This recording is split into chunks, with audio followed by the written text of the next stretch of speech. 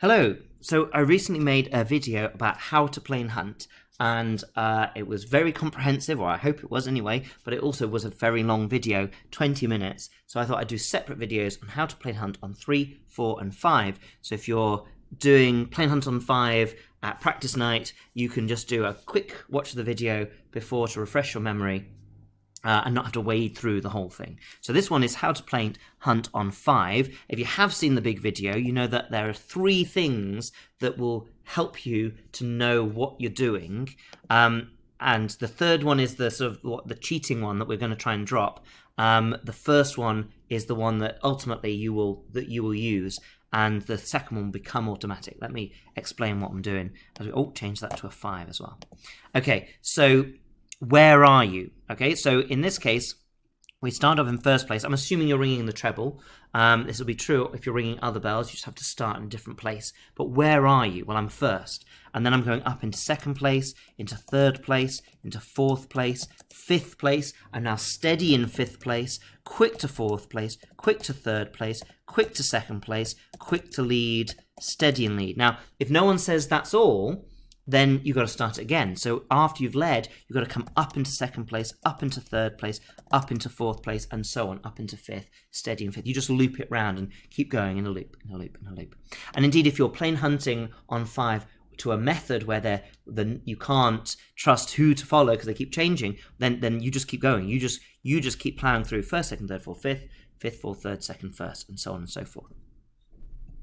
So that's the where. How comes from the where. Okay, so if you're ringing in first and you're going up into second, then that's going slow. To get out to the back, you've got to do slow pulls. And in this, you're going to do 4 slow pulls to get to the back.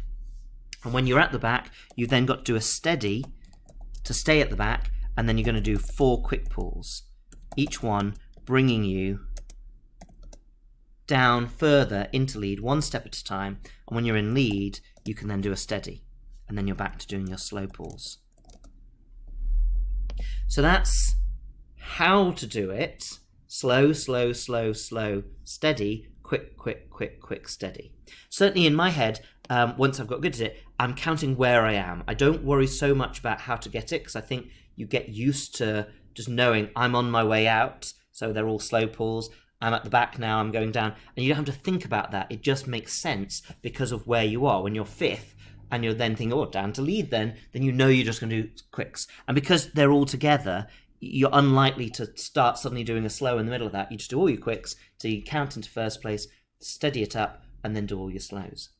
So the extra clue when you're starting of who, maybe you've not got your rope sight yet, and it only works if everyone's playing hunting, so you're not doing a method yet.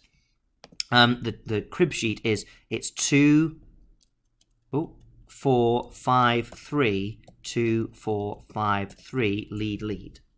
Okay, so you do the odd numbers first, then the even numbers. So wait for the 2, wait for the 4, wait for the 5, wait for the 3, and then steady over the 2.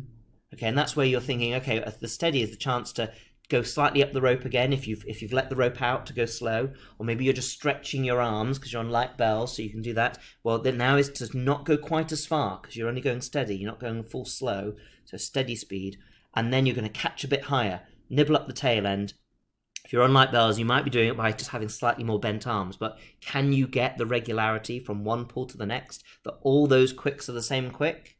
Well, if you're good, then maybe you can, but if you do it by nibbling the rope and keeping straight arms, then they'll always be, because the rope won't stretch, your bones won't stretch, and if you're in the right place on the rope, it will just do the same pull each time. But anyway, up to you, depending on how you're doing that. You're going to then pull in quick, in quick, in quick, in quick, until you get to lead. So what am I telling myself? Well, to begin with, I'm probably going to use the numbers. So I'm going to say slow over the 2, slow over the 4, slow over the 5, slow over the 3, steady on the 2, quick to the 4, quick to the 5, quick to the 3, quick to lead, steady in lead, slow over the 2, slow over the 4, and just starts again. Once you've got this idea and your eyes are looking 2, 4, 5, 3, 2, 4, 5, 3, without you having to tell yourself, look at the 2, look at the 4, look at the 5, look at the 3, because you've sort of done it enough, you know the pattern of it, then you've got to take the words out of your head, because it's these ordinals that are important. Where are you is the most important thing. So as soon as you just know who to look at, then start telling yourself where you are.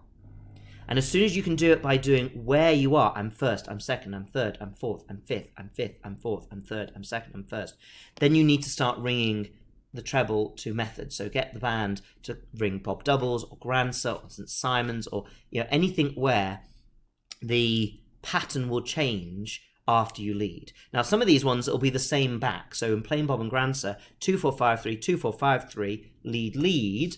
Well, that'll be plain Bob. Now, it'll be a different pattern after you lead. They'll mix themselves up in a different way.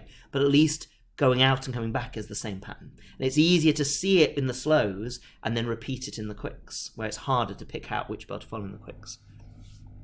But some methods like St. Simon's, it's a different order coming back. So that's sort of like the next level up of challenge of developing your rope sight. But it doesn't matter from your arm's point of view. If you don't see the right bell, don't trust what you see, trust what your arms are saying. If you need to do 3-4 quick pulls, then your arm knows what a quick feels like, so tuck it in until you get to lead, and then you know to look at the tenor.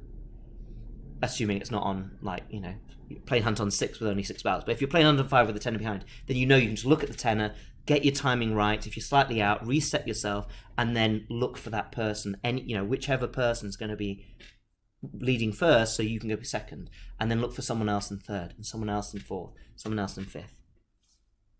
It's really important that you get on to counting those places.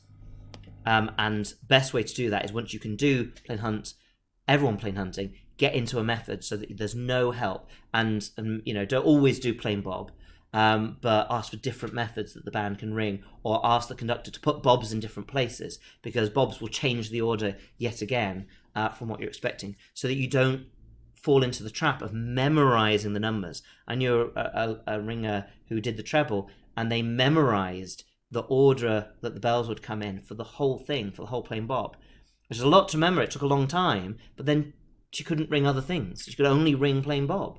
She had to learn a whole new system for Grancer. So don't get into that habit. Yes, by all means, use the numbers for everyone plain hunt, but as soon as you don't need those, concentrate on where you are and how to get into that place. That's the main thing. Hopefully, that gives you an idea of how to ring plain hunt on 5. If there's anything I've missed out, if I've got anything wrong, which doesn't happen sometimes, or if there's any questions that you have further to what I've said, pop those into the comments, and then I can either comment back, or it might be that I have to explain it again and remake the video if I've missed out something really important. But good luck, hope it goes well. Ta-ra for now.